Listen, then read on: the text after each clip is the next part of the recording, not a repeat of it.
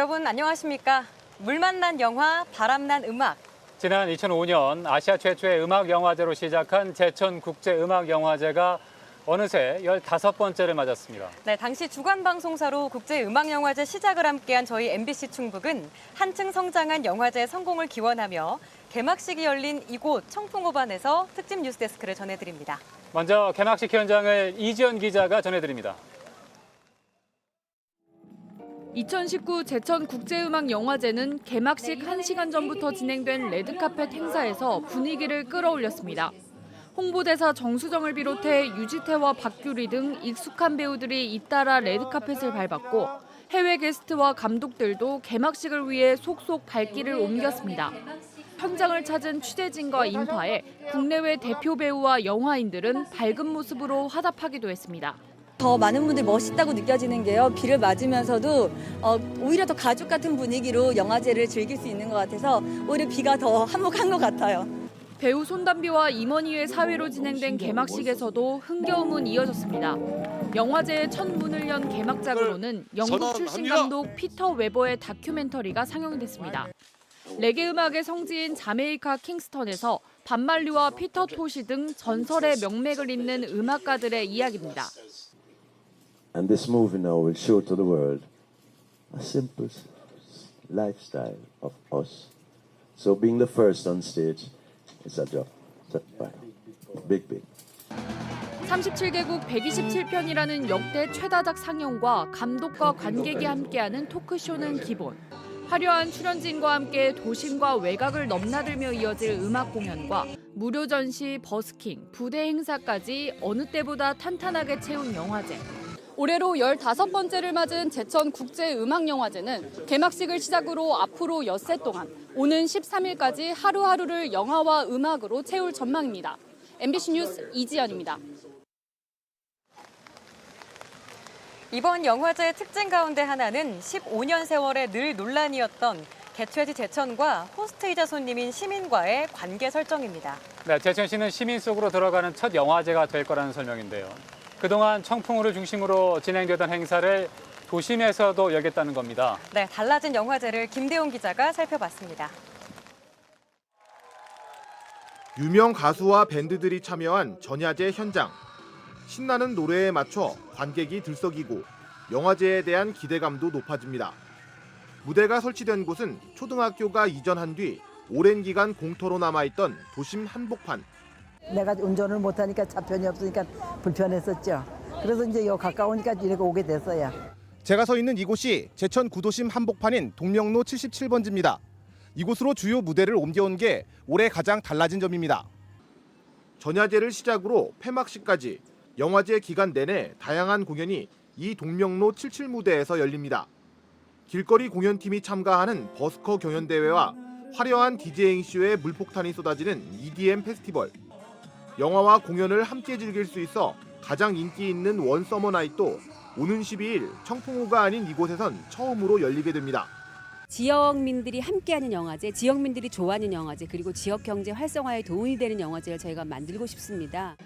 청풍호의 아름다운 경치와 음악, 영화가 어우러져 인기를 끌었지만 시민은 소외된다는 비판을 받았던 제천국제음악영화제. 영화인과 외지 관객, 시민 모두의 마음을 잡는 영화제가 될 수 있을지 주목됩니다. MBC 뉴스 김대웅입니다. 네, 이번 영화제에서는 역대 가장 많은 음악 영화가 선보입니다. 특히 한국 영화 100주년을 맞아 시대상을 보여주는 다양한 우리 음악 영화가 눈길을 끌고 있습니다. 임용순 기자가 정리했습니다.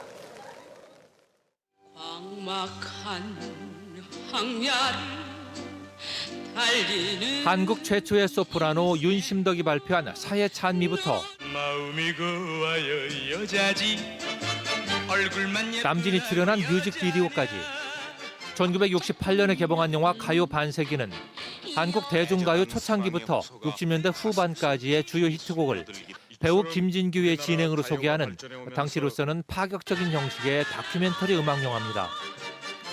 가수 현인이 주연을 맡은 한국 최초의 음악 영화 푸른 언덕과 함께 음악 영화사의 중요한 기록입니다. 완성도는 미흡하지만은 그에 대한 개한 눈을 떴다라는 그 자체가 상당히 중요한 의미를 갖습니다. 세시봉 멤버 이장희가 음악 감독을 맡았던 영화 별들의 고향과 가수 김수철이 영화 음악의 주연까지 맡았던 고래사냥, 공전의 히트를 기록한 판소리 영화 서편제와 이준익 감독의 대표적인 음악 영화 라디오스타까지 한국 영화 100주년을 맞아 시대별 대표작을 이번 영화제에서 만날 수 있습니다. 음악 영화라는 장르가 국내에서는 여전히 상업적인 성공을 거두기 힘들고 지난 15년간 질적인 성장도 멈춰 있다는 점은 아쉬움으로 남습니다. 상업적인 힘을 가지고 있다는 것이 입증되지 않았기 때문에 독립영화로 만들어지는 경우가 더 많다고 할 수 있겠습니다. 올해 작고한 유장하 감독을 주모하는 특별 상영과 라이브 뮤직 토크도 마련됐습니다. 특히 일반 상영관에서는 좀처럼 보기 힘든 다양한 국내 독립영화를 만나볼 수 있는 기회는 국내 유일의 음악영화제가 가진 매력입니다. MBC 뉴스 임용순입니다. 네, 제천국제음악영화제 신성미 부집행위원장 모시고서 얘기를 좀 더 들어보도록 하겠습니다. 어서 오십시오. 안녕하세요. 네, 영화제가 지난 2005년에 처음 시작됐고 당시에 영화동호회, 제천 지역의 영화동호회 회장이셨잖아요. 지금은 영화제 공식 직함을 얻으셨습니다. 그동안에 영화제 변화가 많았죠? 네, 그렇죠. 저는 1회 때부터 순수하게 영화를 사랑하는 그 영화광으로 참여를 했고요. 네. 그동안 제천 국제음악영화제 모니터단과 자문위원단을 거쳐서 제가 부집행위원장을 맡은 지 올해로 4년째입니다. 네.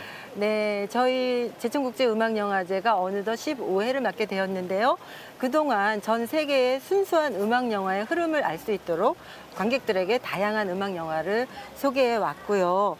이제는 또 제천의 아름다운 자연 풍광과 함께 할 수 있는 좋은 프로그램으로 우리 영화제가 자리매김되었다는 자부심을 가지고 있습니다. 네. 그렇다면 영화제에서 가장 큰 성과는 무엇이라고 생각하시나요? 아무래도 저희가 영화제를 시작하기 전 15년 전에는 제천 하면 뭐 교통의 요지 또는 시멘트 산업의 메카라는 얘기를 많이 하셨는데요. 이제는 제천 국제음악영화제를 이야기해 주시는 외지인들이 많이 계십니다. 그만큼 저희 영화제가 제천을 알리는 데 좋은 역할을 했다라는 생각을 하고요. 네. 또한 음악영화제를 처음 시작할 때만 해도 음악영화에 대한 그 선호가 그리 높지 않았는데 이제는 굉장한 매니아들이 생겼고요. 한국을 넘어서 이제는 명실공히 아시아 유일의 음악영화제로 자리매김했다고 생각을 합니다. 네. 제천 시민이시잖아요. 네. 시민으로서 영화제 조금은 아쉬운 점이 있다면 어떤 게 있을까요? 그동안 영화제에서 상영하는 영화들이 다소 생소해서 영화가 좀 어렵지 않느냐라는 평을 하시는 분들도 계셨지만 회를 거듭할수록 이제는 참 감동적이고 재미있다라는 평을 많이 듣게 되었습니다. 또한 영화인들의 그들만의 그 영화제가 아니냐라는 비판을 넘어서 시민 속으로 들어가 이제는 제천의 장점을 좀 부각할 수 있는 그런 영화제로 만들어 나가기 위해서 노력하고 있습니다. 아쉬운 점은 있지만 앞으로 조금 더 발전해 나가는 모습을 보여주도록 노력하고 있습니다. 네, 그렇다면 이번 영화제에서 정말 이건 꼭 봐야 한다 추천을 해주신다면 어떤 프로그램이 있을까요? 아무래도 저희 대표 프로그램인 원서머 나잇을 들 수가 있겠죠. 네. 초기 무성영화의 상영 형태를 보여주는 시네마 콘서트와 또 트렌디한 뮤지션들의 공연을 함께 즐길 수 있는 아주 재밌고 신나는 프로그램입니다. 네. 자, 오늘 영화제가 개막을 했고요. 이제 오고 싶어하는 분들이 많이 계실 텐데 영화제 홍보 짧게 부탁드릴게요. 네, 낮에는 시내 상영관을 중심으로 그 37개국의 127편의 다양한 세계 음악 영화들을 즐기실 수 있고요. 또한 저녁에는 그 제천의 아름다운 풍광과 더불어 신나는 음악 공연을 즐기실 수가 있을 것 같습니다. 무더위에 지친 심신을 자연 휴양 영화제인 저희 제천 국제음악영화제와 함께 하신다면 이 여름 조금 더 신나고 뜨겁고 좋은 여름을 보내실 수 있으실 것 같습니다. 네. 자, 지금까지 신성미 영화제 부집행위원장과 얘기 나눠봤습니다. 오늘 출연 대단히 고맙습니다. 감사합니다.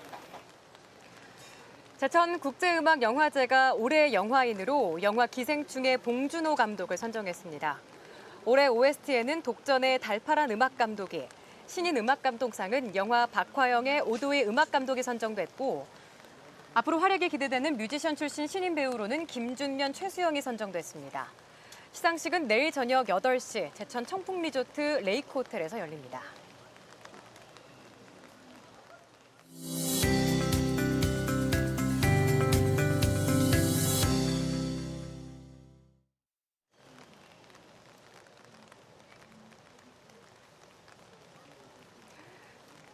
네, 20대 여교사가 같은 학교에 다니는 중학생 제자와 성관계를 가진 사실이 드러나서 파문이 일고 있습니다. 네, 두 사람은 경찰 조사에서 서로 사랑하는 사이라고 주장한 것으로 전해져 교육계도 발칵 뒤집혔습니다. 네, 김영일 기자입니다.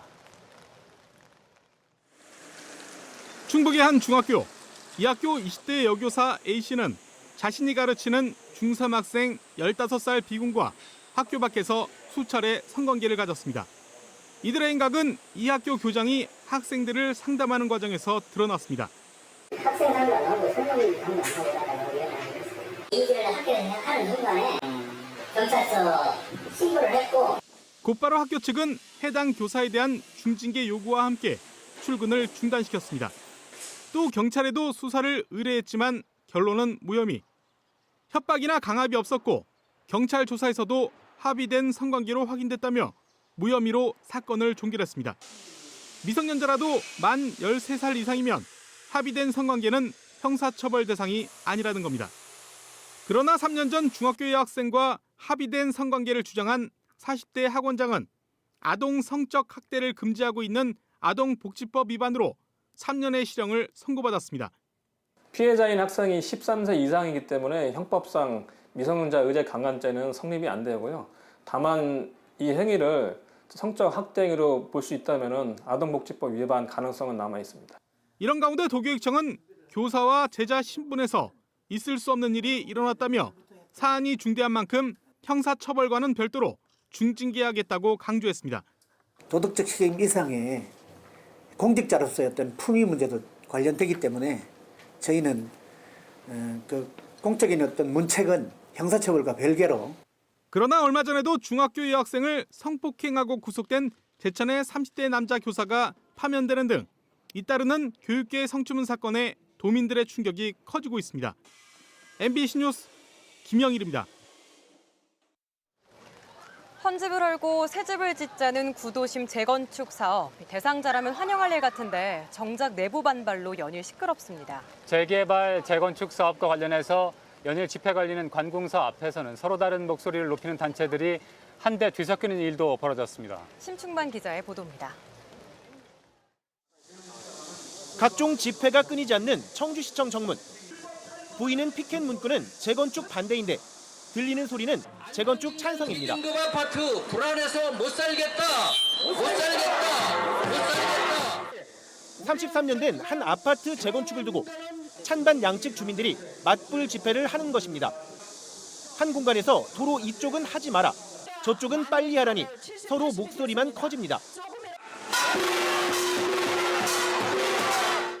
오랜 이웃을 절반씩 찬반으로 가른 사안은 청주 운천주공 재건축 사업. 2017년 재건축 지구 지정으로 본격화됐지만 2년여 만에 해제를 앞둔 상태입니다. 시공사 선정과 건축비 산정에서 시작된 이견이 과반의 반대 진영을 형성했고 사업 반대 측이 지정 해제를 신청해 의견 조사 결과 반대 53.7대 찬성 46.3으로 청주시의 백지화 절차가 진행 중입니다. 지금의 재건축으로는 조합원들에게 수익성이 나지 않는 재건축으로 판단을 하였고 그래서 시공사 교체를 요구하였고요. 현 집행부에서는 조합원들의 이런 교체 요구를 전혀 반영하지 않았고 사업 찬성 측은 의견 조사 과정부터 공정하지 않았다고 주장하며 지정 해제 철회를 주장합니다. 처음에 투표할 때부터 청주시가 노골적으로 반대에 개입을 했다고 주장하는 겁니다. 공문에다가 이 아파트는 사업성이 낮다라고 해서 기재하는 바람에 주민들이 청주시에서 사업성이 낮네? 라고 해서 반대를 한 것입니다. 양측이 맞선 시청 앞 집회 현장에선 동시에 또 다른 재개발 지구 주민들도 별도의 집회를 열어 한 공간에서 재건축, 재개발과 관련된 서로 다른 세 개의 주장이 뒤섞였습니다. MBC 뉴스 심충만입니다. 충청북도가 제천 화재 참사 유족들과 협의했던 위로금 지급 계획이 사실상 무산됐습니다. 권석규 충청북도 재난안전실장은 잠정 합의했던 75억 원 가운데 60억 원을 정부의 특별교부세로 충당할 계획이었지만 최근에 행정안전부가 지원 불가의 뜻을 전했다고 밝혔습니다.